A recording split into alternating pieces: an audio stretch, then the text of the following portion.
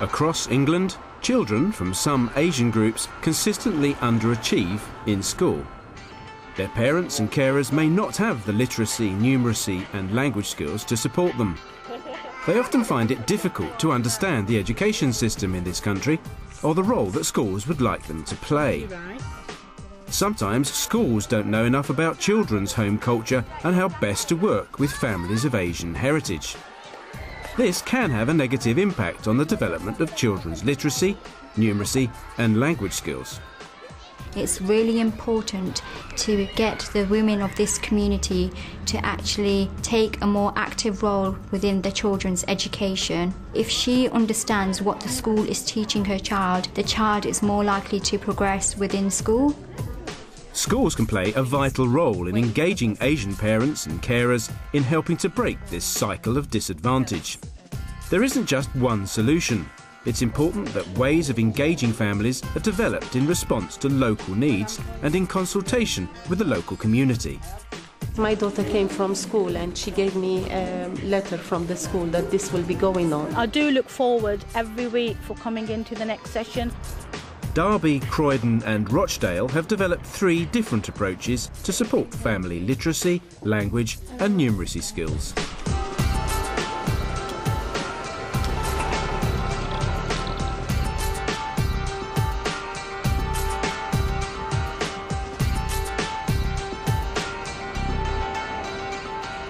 I came to this school because I love working with this community and had spent a lot of time at my previous school developing a community relationships and relationships with the parents that were strong and had a positive impact on the children's learning.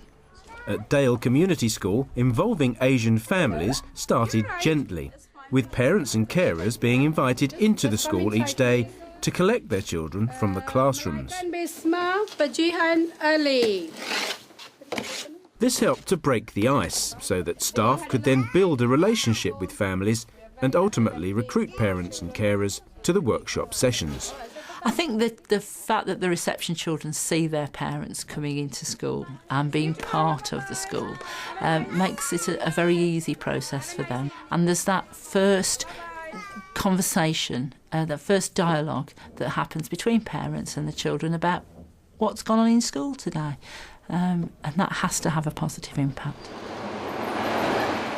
In Derby, the JET organisation has brokered a partnership between school and local families.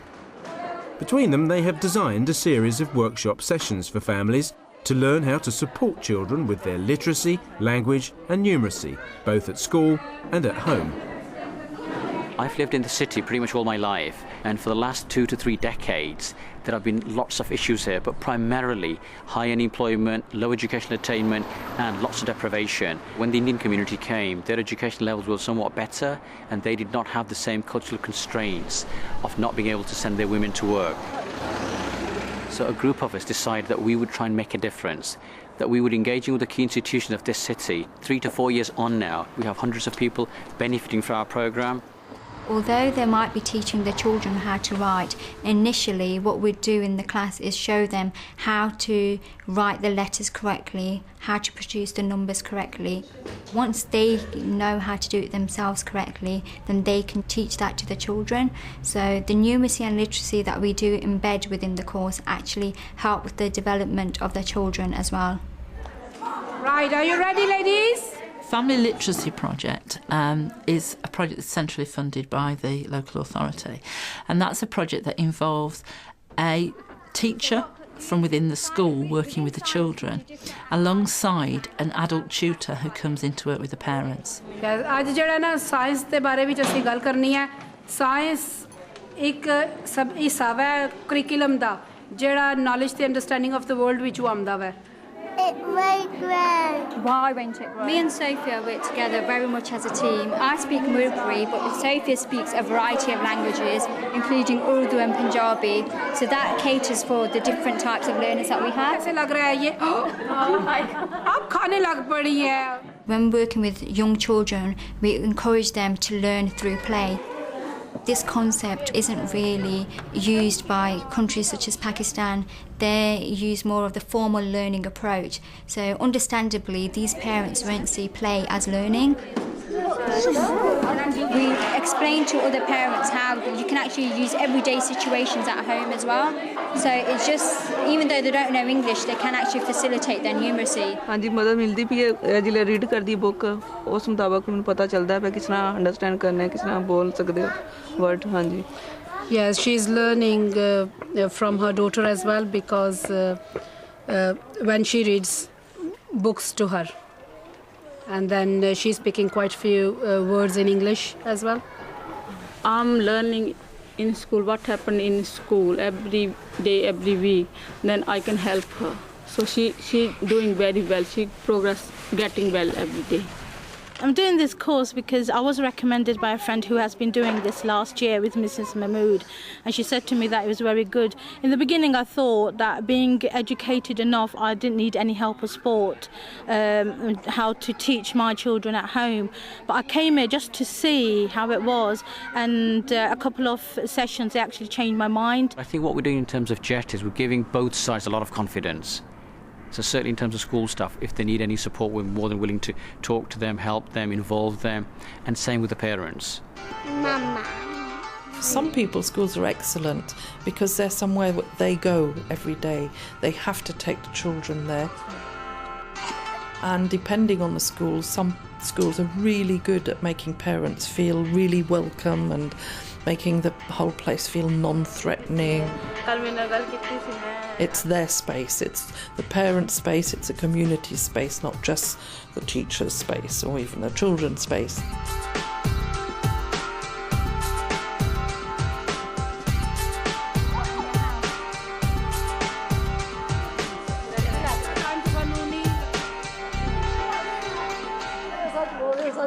When the children see the parents are working alongside them, it's good actually, it's very happiness for them. Especially as some parents that don't speak English, the children try to encourage them to learn English.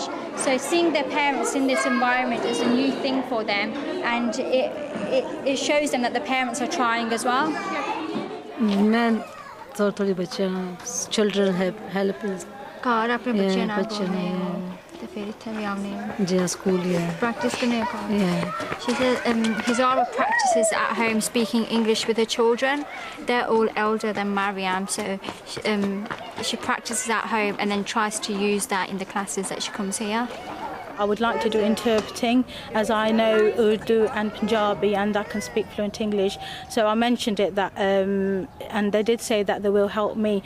I mean, besides me, there are other mums that need a lot of help in other fields like computing and other things, and all the needs are looked after.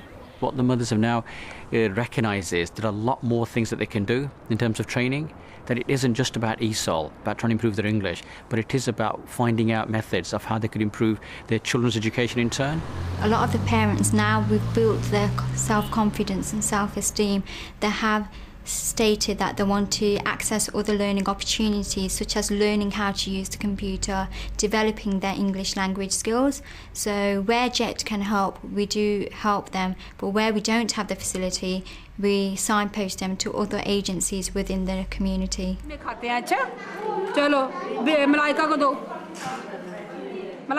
The best thing is about these meetings are just working together.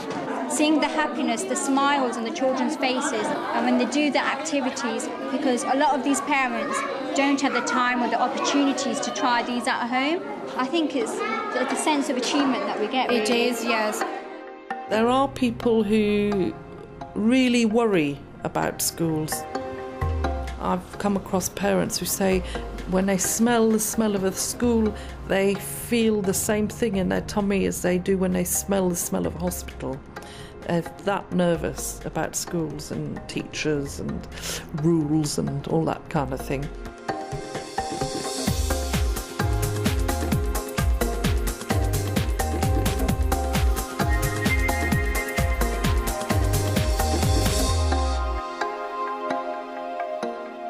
So often parents were put into a classroom, they were given pages of sums and they either got them right or wrong. And for many parents now, there's a real fear that when they have mathematics, they're going to be asked to do pages of sums. Time, height, time, depth. Yeah, absolutely. You need to know how many things can go into that actual box. In Croydon, the focus is maths with a difference. In this family numeracy programme, parents and carers are finding out about measurement and the vocabulary and methods used at their children's school. While the parents learn together in one room, their children learn about measurement with the head teacher in another room.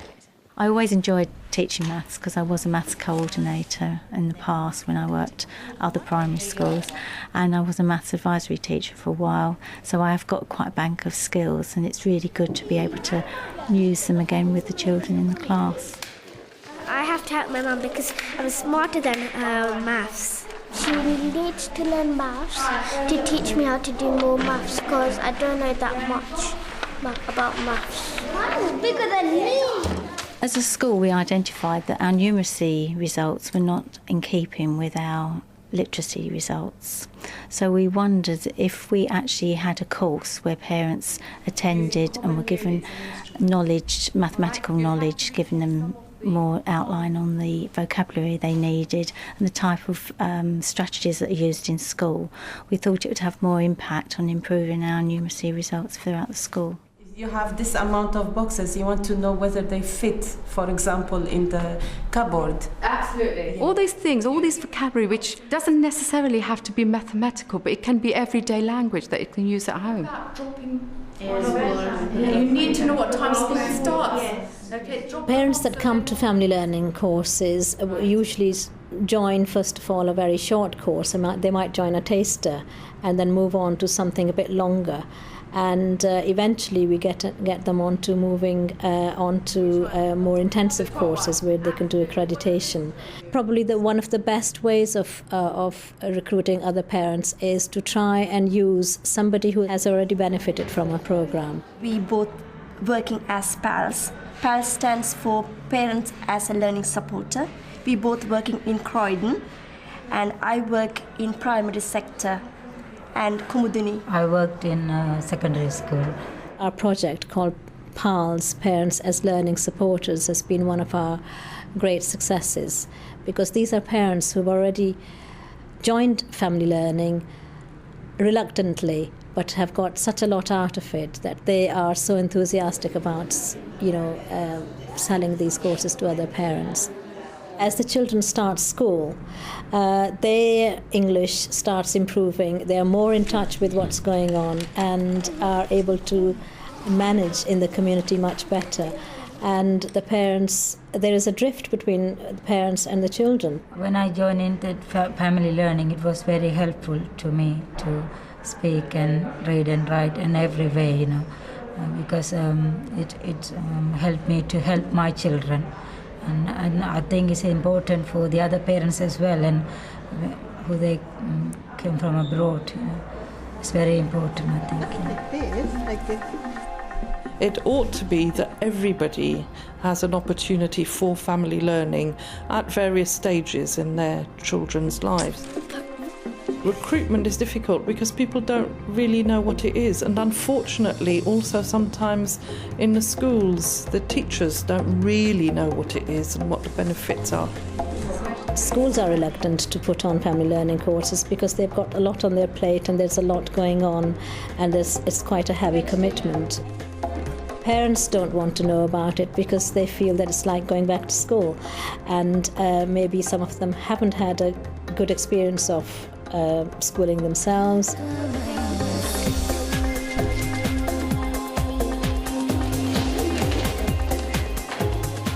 Halfway through the morning, and the children join their parents and carers to do some combined measurement activities. The joint sessions are always fun to do because the children come in, they're really excited to see the parents, and the parents are just as eager to see their children. They actually work together, so they sit next to their parents, and the parent actually then explains what she has been doing in the classroom. So the child actually, she's modelling to the child that, look, I go to school, I'm learning, and you're learning as well. So would you understand that what does this table has got vegetables. What do you use to measure them? They've plenty to talk about when they get together in the classroom, and once they're back at home, they will have a shared understanding of measurement skills. The school is clear that this work is having a positive impact on their numeracy standards. I'm more aware about the importance of mathematics in general. So when I'm home, I'm somehow going towards anything to do with mathematic books.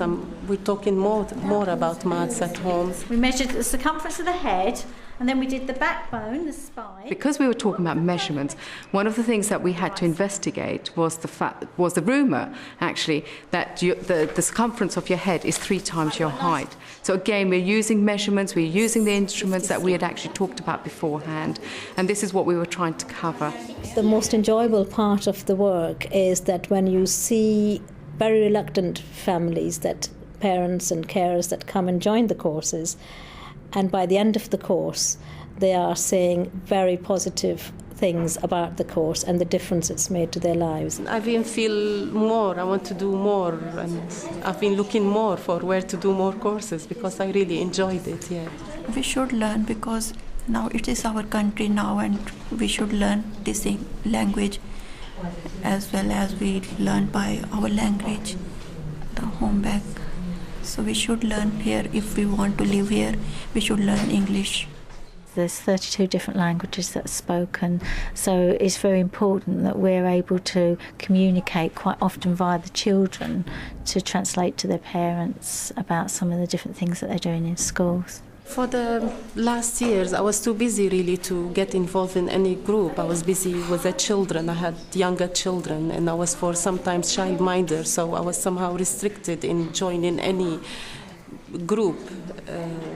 Now that I stopped being a childminder and my children, they're all at school full time, so this gave me more opportunity to be out. They actually now fund for parents to have their child minded, and they will actually pay for it while they actually attend the course. Family learning empowers the adults to help their children but also to interact with the school. It addresses all sorts of government agendas. There's opportunities for looking at healthy living. The scope is just massive to cover anything that is really important in terms of education for adults and children.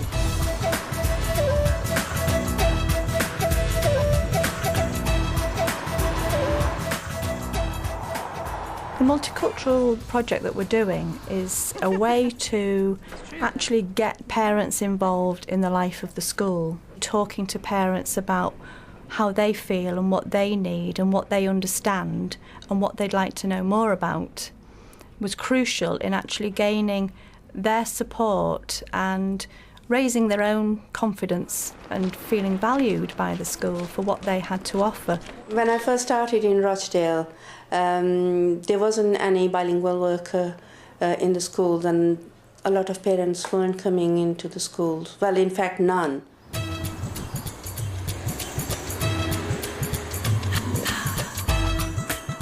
In Rochdale, recruiting parents and carers to traditional literacy classes wasn't having much success, so they tried a different approach. I used to go and knock on the doors and talk to parents and say, well, come into the school, we are doing this, and I can be there for you. If you can't speak the language, I can support you there. First thing what hit me was she spoke in Punjabi, and you rarely get somebody knocking on your door and speaking in Punjabi, so it was like, whoa, where's she from? First time I went in, she said, oh no, I'm all right, thank you very much, and shut the door. But I went again another time, and I said, you may have some time, and I need to talk to you, and this is what we are about. English to ਮੈਨੂੰ ਆਂਦੀ ਹੈ ਮਗਰ ਚਲੋ ਠੀਕ ਹੈ ਮੈਂ ਦੂਜੀ class ਤੇ ਚਲੋ ਆ Oh, that's good. ਪਰ ਹੋਰ ਵੀ ਕਲਾਸ ਆਏ, if you know English, that's very good. But then we've got young child classes, we've got classroom assistant classes we can organize. And then I found out she could speak English. She was born and brought up here. So I said, well, you'll be brilliant in school. We need people like that. From a doorstep encounter, Balkis was persuaded to become a parent learner and has since gone on to become a family literacy tutor. What we're going to do now is we're going to look at each other's recipe and discuss the ingredients of each recipe, yeah? I've got a packet of rice, some almonds, some green sultanas. I think in the past there's been the view that the teachers are the ones who educate the children in school and do the academic work. But I think there is a growing understanding that actually the parents have a very big part to play in their children's learning, and that's something that we are trying to develop very much. They decided to embed literacy skills into new creative activities. It proved much easier to recruit parents to a family arts project because the course seemed less threatening. The facility here at Rochdale Community Arts Centre is simply the old caretaker's house at the back of Failinge High School that was made available to family learning services for this particular project. This project might seem to be about painting, but it's really a way of developing communication skills between children and adults. Oh, she's interested into art. She wants to be an artist.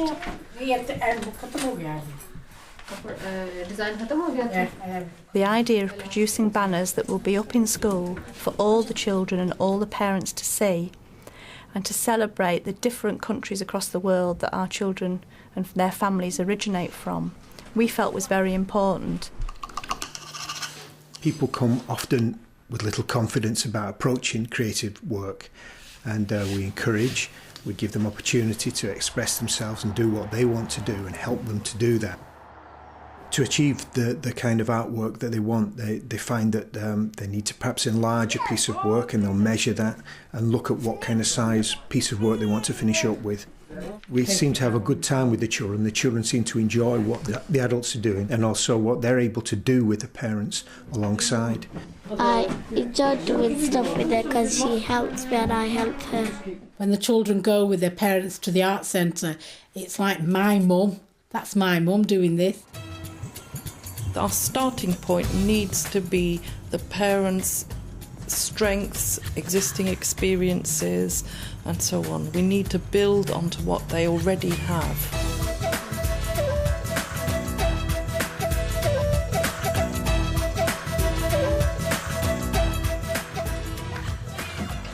We've enjoyed it because she looks forward to doing stuff like this, and with me, she never gets time to spend with me doing artwork like this.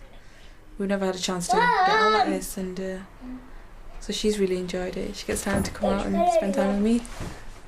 It's wonderful for me to see over what is a comparatively short space of time people who perhaps don't actually speak to me at the beginning or express any idea becoming very excited about what they're doing, involved in, how they feel about things in a piece of artwork, and that's pretty exciting stuff to be involved in. It's the same habits. They come here and they feel, well, why should we go to school? Why do they need us? We don't know, we can't read, we can't write. How can we help the children? The parents still say that, well, how can we help our children when we can't read and write? And I always say to them, you can. They do benefit from us spending loads of time together because not many of us go out to work. Well, they never used to anyway, but now we do. But we never used to go out to work and spend time with the children, and we do a lot of time. It's been an experience that, I'll treasure, because I didn't know a lot of things about Bangladesh, about Vietnam, about Nigeria, and the 6-7 weeks that we've been together, it's just been unbelievable, And then seeing that banner today, I was so proud of the ladies and what they've achieved, and I think they were so proud as well. How are we doing? Is it all in?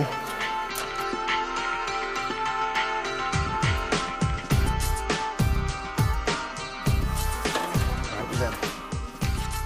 It's worth sometimes the hassle of trying to organise it, which sometimes it is, but the benefits in the long run for the self-esteem and the achievement of the children and the parents actually is certainly worth it.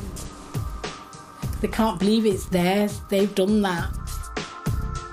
Working together on something creative has helped to build a whole new understanding between home and school. Are you going to come to the school? Yeah. Yes. I always tell them, you did it. It's just that little bit, the little push there. And that really makes me happy.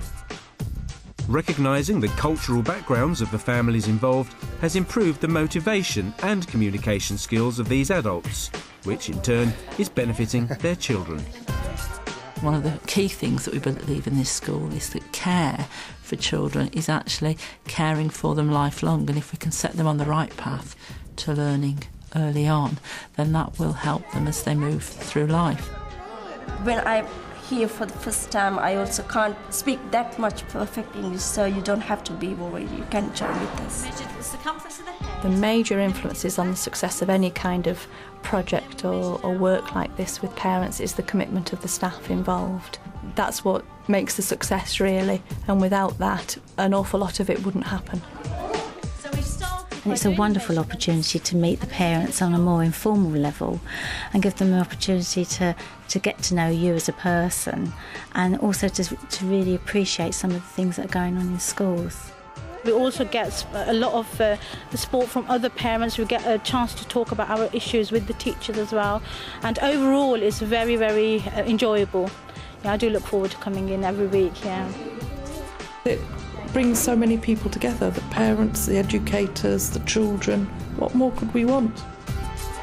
For a summary of the key learning points from the 3 case studies featured, please go to www.teachers.tv.